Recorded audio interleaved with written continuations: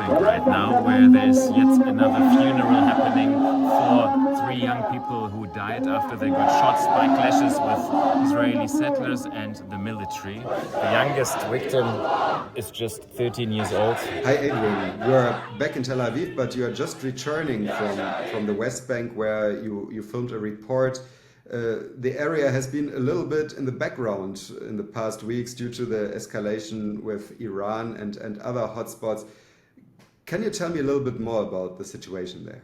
I mean, you're right. Although there have been almost clashes on a daily basis with fatalities, the focus of the media attention has, of course, been on the Iran-Israel war in the past days, and before mainly on what's going on in Gaza and the war there. Before, remember, we also had a war in Lebanon. So what happened in the West Bank has been not really covered much in most media outlets. Understandably, considering the situation in the Middle East. On the other hand, quite sad, of course, because, as I mentioned, almost on a daily basis, things are happening there. So that's why we decided let's go there after we got another news that on one day alone there were 3 deadly attacks.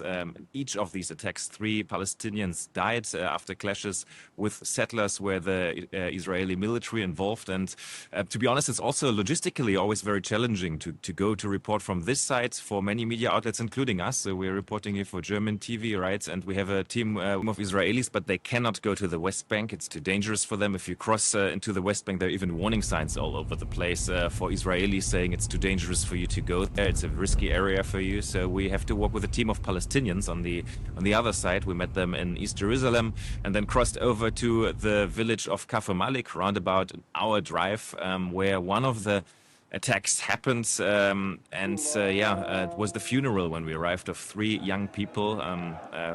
Just like the youngest one was 18, but just 3 days before that, at the same place, a 13-year-old boy was killed. And the village authorities there told us this has been the reality over the past month, and it's been gotten worse. They constantly see settlers pushing into their village, trying to attack the farms and the outskirts to basically take over territory from them. And what happened during this current attack that we've been reporting on is, according to the Palestinians living in the village, that the settlers came once again, started throwing rocks, putting cars on fire, and then the local youth organized themselves to push them back. The Israeli military got in and they opened fire on the Palestinians, and that's when 3 young people got fatally shot. The Israeli military claims that they were attacked by the Palestinians. That's the reason why they opened fire, according to them, in self-defense. But what the Palestinians there say is that this is what they hear all the time when something like this happens. It's always the argument from the IDF, and they complain that there's never any thorough investigation with any final report that really comes up with a clear finding what happens. Basically, they have the feeling everything is swept under the carpet, and that causes, of course, a lot of anger and frustration there. My name is Samir Amin. I'm 51 years old. I live in Kafr Malik. I just wanted to tell the whole international viewers or whoever is hearing me or watching me, I live here and they came in to kill my family and our family, and they shoot and kill everybody. We're not the one who went to them. They came to us. They came to our border of our city or our town. They start shooting at us, throwing Molotov bombs, having guns, and threatening people's life. And the soldiers came over not to protect us, to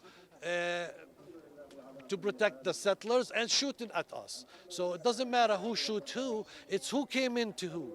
We have all around, we are surrounded with settlers on top of the mountain, 4 or 5 here, 4 or 5 here. Down below this area, we're not allowed to go for 4 years. Our land, we're supposed to plant this land. The settlers come in and you're not allowed to go there. If you go there, we will shoot you. And you have the basic right to live in your land that you own from your grandfather. And you have your name on it. And they come and tell you, this is, you can't come. And one settler don't know where did he come from. He's saying this country, it's belonged to him. But what about people living here for thousands of years, suffering under a fully armed Israeli armies? So people have the feeling that the settlers are walking hand in hand with the IDF, the Israeli defense forces that are on the ground there, and this causes a lot of frustration. And indeed, we have seen like a massive increase in these attacks in the West Bank since the Hamas attack on Israel almost 2 years ago. Because, as you said, news-wise, it's been calm there, but a lot of the settlers use this sort of opportunity that nobody's watching to push into this area and try to take over territories, claiming that they have a religious right to be there. But of course, there has been this is a land under occupation. 1967, Israel claimed the territory, but all international laws basically say no, it is not Israeli territory. Yeah, that was my question. So you also have the impression that some radical forces exploit the situation right now, that the world's attention is in other hotspots in the Middle East, and of course that there are also radical forces in the Israeli government that actively support the radical settlers, right?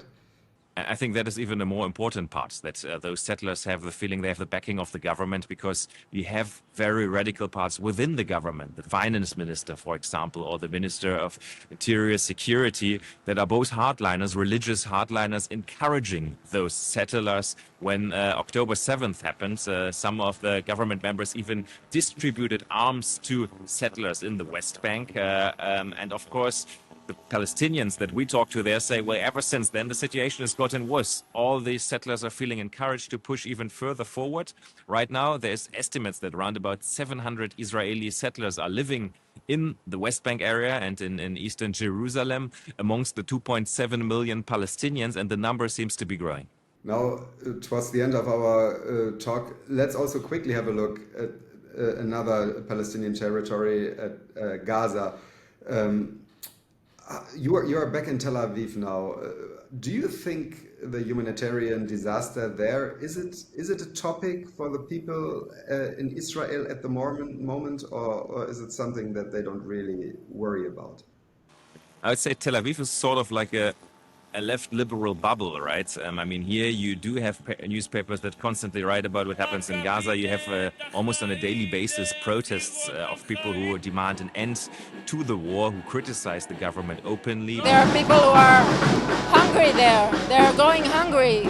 We, as the Jewish people, must never, ever, ever make another people go hungry. We know, we've been there, we know. It's unbelievable that we are putting other people in the same position. So first of all, who is blamed in all the killing in Gaza is the Hamas. This is clear. And their first responsibility is of the Hamas. But I think that Benjamin Netanyahu is supposed to be my prime minister. So from our side, he's supposed to do at least the minimum, to get the maximum actually, to get all the people back home. And it seems that he is doing nothing except keeping his chair and keeping his government.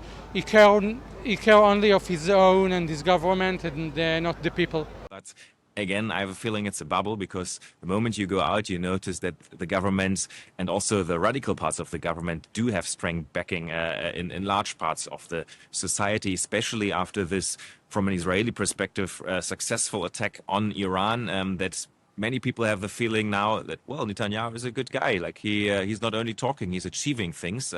He was criticized even from other circles before. Now I have the feeling more and more people are rallying behind him and also arguing, well, probably he also has a plan for Gaza. So let's see what he's doing. He's like a lion. He protects Israel. God sent him to Israel to protect us. Everybody, no matter what he does, they hate on him. But he does what's right, and he's not talking like everyone other. He be staying quiet, and then he does what he need to do. Like in Iran, like in Gaza, in Lebanon.